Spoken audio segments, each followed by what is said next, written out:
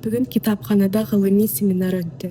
Іс-шара аясында зерттеу жұмысы ұсынылып, спикер өз білімдері мен тәжірибесімен бөлісті. Қатысушылар баяндаманы мұқият тыңдап, қажетті жазбалар жасады.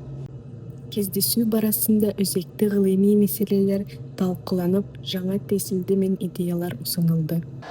Бүгінгі семинар ғылым департаментімен ұйымдастырылған жас ғалымдарға ғылыми жоба беру үшін мастер-класс семинар өткізді. Бұл семинарда біздің жас ғалымымыз Раманқұлов Шерзат мырза өзінің іс тәжірибесімен бөлісті. Бұл жерде жас ғалымдарға қалай жоба беру керек, қандай критерияларға қарау керек, қандай нәрселерге көңіл бөлу керек туралы өте маңызды ақпараттар берді. Мұндай кездесулер ғылыми әлеуетті дамытуға және жас зерттеушілер арасында тәжірибе алмасуға мүмкіндік береді.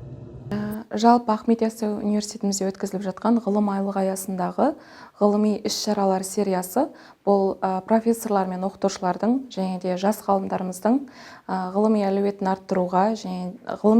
арттыруға бағытталған маңызды іс-шара болды. Осы семинарлардың негізінде өткізіліп жатқан жоба жетекшілерінің беріп жатқан ақпараттары өзекті деп есептеймін. Жалпы бұл ғылым тек теориямен емес, нақты практикамен, яғни ғылыми жобалардың идеясын қалыптастыру, нақты бюджетті жоспарлау, нақты мақсат пен міндет қою бұл табысты жобаның негізгі көзі деп айта аламыз.